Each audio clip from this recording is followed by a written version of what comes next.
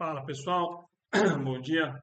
Vamos falar um pouquinho sobre o artigo dessa semana, que envolve uma questão genética associada com um reparo tecidual, com a lesão induzida pelo exercício. O artigo em questão é esse aqui.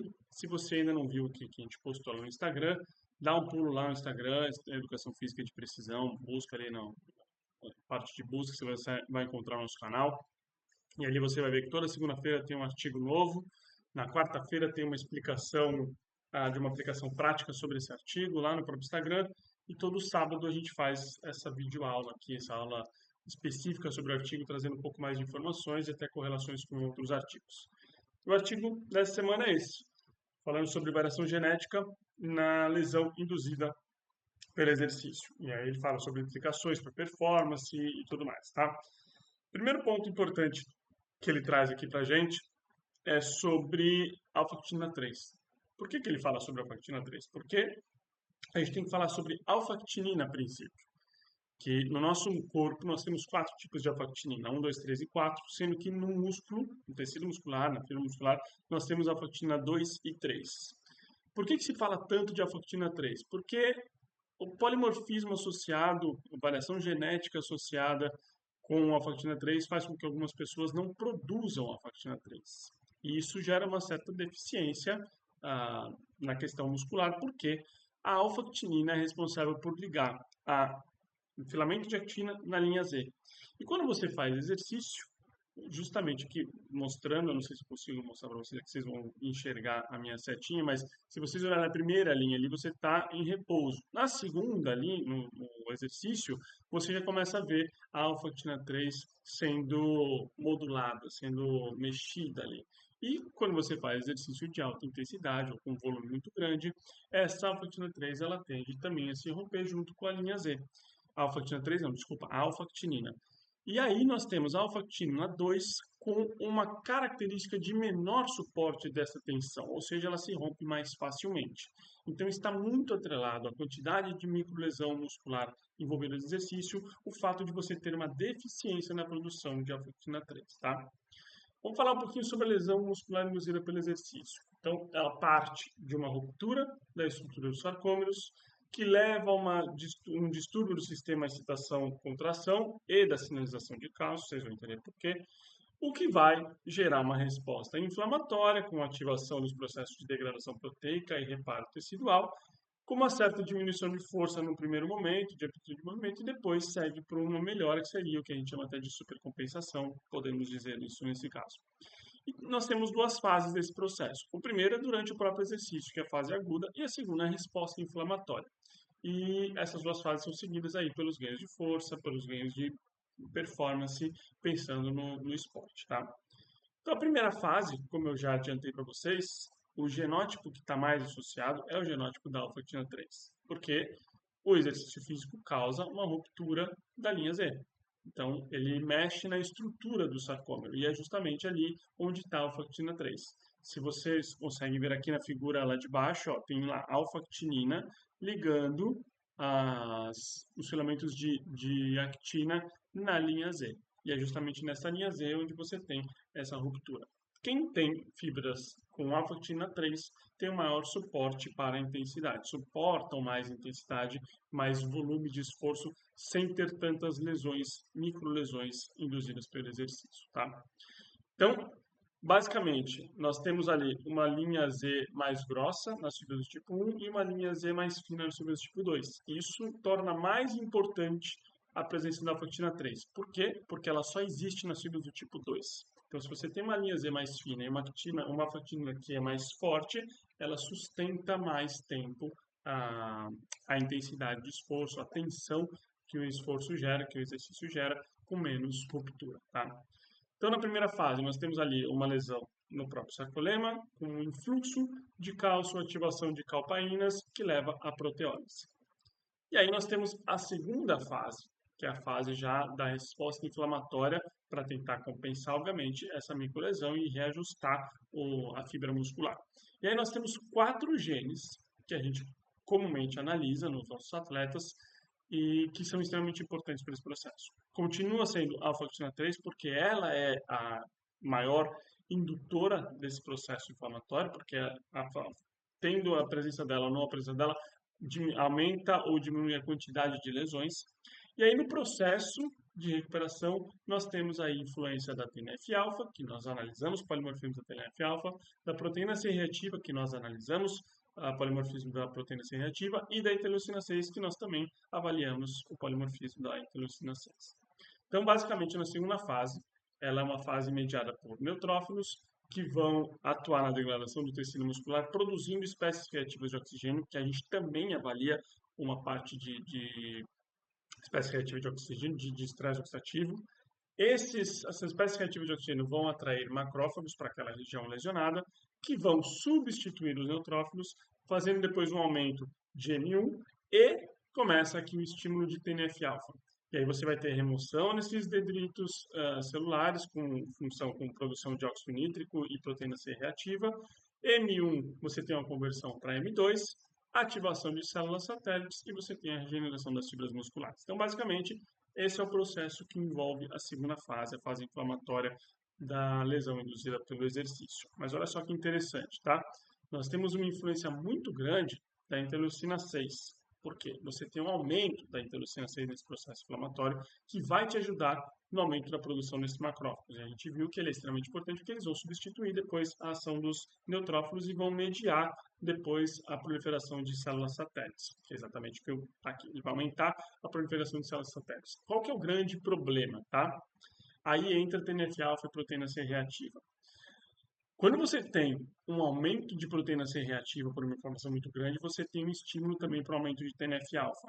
E aí, esse aumento de TNF-alfa vai inibir a proliferação de mioblastos, que é extremamente importante para a regeneração muscular, que seria mediada pelo aumento da produção de macrófagos. Então, na verdade, você ter um aumento de interleucina 6 é extremamente importante desde que você tenha uma baixa quantidade de creatina quinase circulante. Então vamos lá, de onde vem a creatina quinase? De dentro do músculo. Quando que ele vai para fora? Quando você tem lesão muscular. Quem tem mais probabilidade de gerar lesão muscular, microrupturas do tecido muscular, fazendo a mesma intensidade de esforço? Aqueles que não produzem alfa-actina 3. Então eles vão ter um maior extravasamento de creatina quinase e nós temos artigos falando sobre isso, a gente ainda não apresentou, a gente apresenta nas próximas semanas para vocês. Esse aumento de creatina quinase, olha só que interessante. A proteína C reativa, ela só está elevada em lesão de exercício para aquelas pessoas que são altamente responsivas à creatina quinase, ou seja, aquelas pessoas que mais colocam creatina quinase na corrente sanguínea, ou seja, as pessoas que não produzem alfa-actina 3. E quando isso ocorre, você estimula a produção de TNF-alfa, que vai diminuir o processo inflamatório. Vamos parar um pouquinho por aqui, vamos falar uma coisa. Então, eu tenho um aumento inicial de interleucina 6. Ok, legal. Esse aumento de interleucina 6 não pode ser concomitante com o aumento de creatina quinase circulante. Por quê? Porque ele vai estimular aumento de proteína C reativa e vai estimular aumento de TNF-alfa. Ah, mas você falou que vocês analisam esses polimorfismos.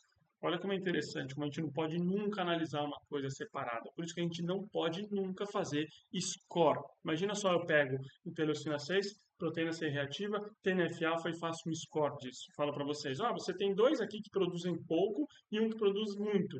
Então você tem 66% de chance de ser uma pessoa que não tem tanta inflamação. Mas esses dois que são altos são justamente interleucina 6 e proteína C reativa, só que você não produz alfa-actina 3. Olha só que interessante, muda todo o conceito. Então, cada vez que vocês virem score, testes genéticos que falam de score, você é 70% força, você é 30% resistência, você tem 40% de chance de ter estresse oxidativo. Esquece isso, não existe. Essa análise ela tem que ser individual para quem é a pessoa, o que, que ela faz, o que, que ela já fez de esporte na vida, qual o nível de treinamento que ela está hoje, neste momento, e, obviamente, qual o objetivo que ela quer. Então, aí depois você pega todos os genótipos que você consegue avaliar e faz um caminho com todos eles. Então, eu não posso analisar a parte inflamatória sem analisar a proteína 3, por exemplo. Então, tem um monte de interligações entre as características genéticas que, na verdade, não são apenas genéticas, são de olhar para a pessoa num todo na questão de como o exercício é feito. Então, se eu faço exercício que vai me gerar que eu espero que gere micro-rupturas, Ok, eu preciso que tenha um processo inflamatório associado para reparar esse tecido. Ok, eu conheço como é que é o processo inflamatório, como que ele ocorre, a fase aguda, a fase crônica, e ok, perfeito, eu já sei tudo isso. Aí eu te dou informação genética. Este genótipo aqui está relacionado com produção de proteína C reativa e essa pessoa produz pouca. Opa, legal, eu produzo pouca e eu não produzo a factina 3. Então, vou ter um alto extravasamento de CK, provavelmente, e vai estimular a proteína C reativa. Mas essa pessoa tem um genótipo que produz pouco proteína C reativa. Talvez a resposta de aumento de TNF-alfa na sequência não seja tão adequado. Principalmente se essa pessoa não tem um genótipo para alta produção de TNF-alfa. Imagina só, eu sou XX, eu não produzo a factina 3, faço exercício de alta intensidade, gero bastante quantidade de creatina quinase na corrente sanguínea, mas a minha produção de proteína C reativa TNF-alfa, ela é reduzida pelo potencial genético que eu tenho, pelos meus polimorfismos associados à produção dessas proteínas inflamatórias no caso. Ou seja, eu não vou comprometer tanto o meu processo inflamatório, a reparação tecidual, como eu poderia se eu tivesse esses dois genótipos favoráveis com alta produção. Entender como é que fica interessante a gente analisar a genética? E aí, mais importante do que isso, a gente vê o papel da interleucina 6. A gente já falou que o início de tudo é o aumento da interleucina 6 que vai sinalizar tudo. A interleucina 6 já é liberada durante o exercício como um papel anti-inflamatório. Ela é liberada durante o exercício. Mas de onde que vem essa interleucina que é produzida durante o exercício? Vou mostrar para vocês daqui a pouco. O mais importante é vocês verem, o quadrinho de cima é doença. Você tem uma ação inflamatória, pró-inflamatória, principalmente de TNF-alfa, e depois você tem uma resposta de interleucina 6, gerando uma questão anti-inflamatória. No exercício, olha só, tira a parte do TNF-alfa inicial, você tem interleucina 6 subindo para agir como uma forma anti-inflamatória durante o exercício e te ajudar a trazer um pouco mais de nutrientes para o seu músculo. Então, a interleucina 6, que é produzida dentro do músculo, como uma miocina, ela vai estimular lipólise, ela vai estimular a glicogenólise e ela vai estimular, inclusive, uma diminuição de TNF-alfa. Vamos lá, mais uma vez. Imagina que você não tenha, por exemplo, uma alta produção de interleucina 6, potencialmente. Você tem um genótipo que está associado com uma menor produção de interleucina 6. E você faz exercícios de longa duração. Tá? Quanto mais longa for a duração, pois está mais para frente. Quanto mais longa for a duração do exercício, maior a produção de interleucina 6 pelas suas fibras do tipo 1, que é esse slide aqui. Quem produz interleucina 6? Fibras do tipo 1 predominantemente. Já fibras do tipo 2 produzem TNF-alfa. Então, mais uma vez, nós vemos aí a ligação de alfa-actina 3 com todo esse processo de exercício. Porque se eu não tenho alfa-actina 3 e faço exercícios sempre muito intensos, eu estou trabalhando sempre com fibras do tipo 2, a maior quantidade das fibras do tipo 2, na verdade todas elas vão ser com alfa-actina 2, porque eu não produzo a 3, eu vou estar produzindo constantemente um nível de lesão muscular induzida pelo exercício que vai precisar ser reparado. Se eu não produzo muita interleucina 6, esse processo de regeneração muscular provavelmente vai ser mais lento. Então, imagina uma pessoa que não produz a factina 3, trabalha com muita intensidade e não tem um processo de regeneração muscular adequado. Você está simplesmente fazendo com que ela não consiga evoluir. Então, entender os processos genéticos te ajudam a prescrever melhor o treinamento no seu dia a dia.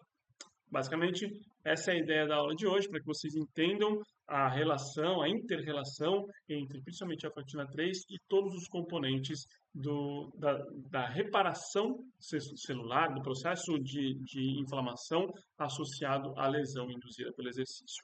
Se você tiver alguma dúvida sobre esse conteúdo, deixa ali embaixo o seu comentário, ou então vai lá no Instagram, manda um direct, escreve, comece a comentar. Gostou da aula, achou interessante? Escreve alguma coisa para a gente, manda para seus amigos, ajuda a gente a crescer esse canal, não só aqui no YouTube, como no Instagram, porque essas informações elas são extremamente preciosas e elas precisam chegar no máximo de pessoas possíveis.